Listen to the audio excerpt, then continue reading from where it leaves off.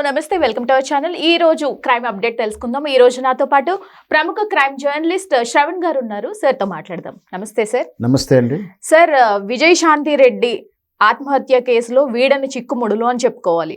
అలాగే ఆవిడ రెండో ఫోన్ మిస్సింగ్ అని చెప్పి ప్రచారం జరుగుతుంది. అంటే ఆవిడ్ని కావాలనే బలవాన్మరణానికి గురి చేసినట్లుగా, ఎవరో కావాలని బెదిరించినట్లుగా వార్తలు వినిపిస్తున్నాయి. ఒక జర్నలిస్ట్ గా మీరేం చెప్తారు సార్? విజయశాంతి రెడ్డి గారు తన కూతురు కుమారుడితో కలిసి ఆత్మహత్య పాల్పడిన మాట వాస్తవం. అయితే దురదృష్టవశాత్తు చాలా కేసులు ఏదో ఒక క్లూ దొరుకుతూనే ఉంటుంది. బహుశా 4-5 రోజులు అయింది, అయినా కూడా విజయశాంతి రెడ్డి మరణానికి కారణాలు ఏం తెలవట్లేదు.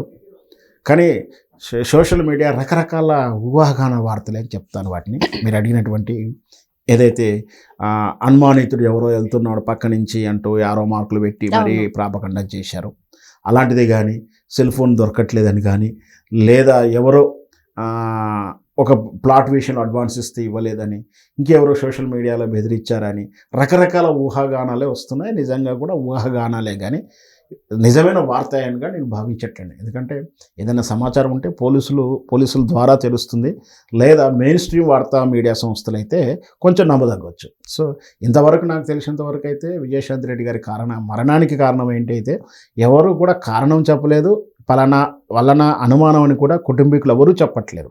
అంటే భర్త చెప్పట్లేరు, పోనీ విజయశాంతి రెడ్డి గారి స్నేహితులు కానీ, ఫ్రెండ్స్ కానీ, మా పేరెంట్స్ కానీ మాది ఇది సస్పెక్టెడ్, మేము గతంలో ఆ విషయంలో గొడవ పడ్డాము, ఈ విషయంలో ఆమె విభేదించింది, లేదా పలానా విషయంలో ఆమె ఆందోళన చెందింది, పలానా విషయంలో అనారోగ్య కారణాలతో అని, లేదా పిల్లలకు కూడా ఏదో అనారోగ్యం ఉంటే కూడా తల్లిదండ్రులు కూడా ఇబ్బంది పడుతుండే, ఇట్లా ఏవి సస్పెక్టెడ్ చెప్పట్లేరు.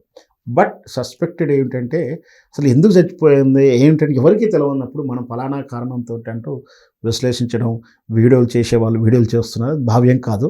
ఎందుకంటే ఆ ఊహాగానాలతోటి మనమే జడ్జిమెంట్ అని ఇవ్వకూడదు. పోలీస్ డిపార్ట్మెంట్ నుంచి ఖచ్చితంగా వాళ్ళు ఏదైతే వెల్లడిస్తారో దాన్ని మాత్రం వార్తగా నమ్మాలి.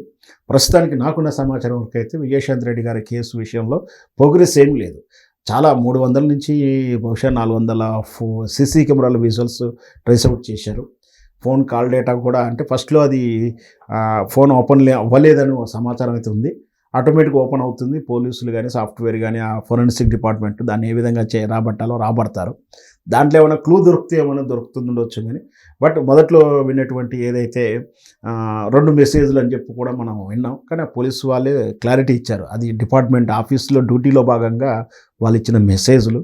అంటే డ్యూటీలో ఏదో ఒక పార్ట్ ఉంటుంది కదా, నేను వస్తాను మేడం, రాలేనాను, పని చేయగలుగుతాను, చేయలేనాను, ఇట్లాంటి duty part of the calls మెసేజే కానీ అదర్ దెన్ ఏమీ కాదు. అక్కడ కూడా సస్పెక్టెడ్ ఏమి లేదు అనేది విషయాన్ని అయితే క్లారిటీ ఇచ్చేస్తాను. సో ఇప్పటి వరకు స్పష్టంగా నేను చెప్పేది ఏమిటంటే విజయశాంతి రెడ్డి ఆమె మరణం కానీ, కూతురు కానీ, లేదా కుమారుడి తరపున కానీ ఎట్లాంటి సస్పెక్టెడ్ కాంప్లైంట్ ఇంతవరకు లేదు. అన్నీ ఊహాజనితమైనటువంటి వార్తలుగానే ప్రచారం అవుతున్నాయి. ఏది ఏమైనప్పటికీ ఈ కేసు ఎట్నుంచి అంటే వెలుగులోకి దర్యాప్తు ద్వారా, పోలీసుల దర్యాప్తు ద్వారా నిజాలు అనేవి బయటికి ఎలా వస్తాయి అనేది వేచి చూడాలి. Thank you sir.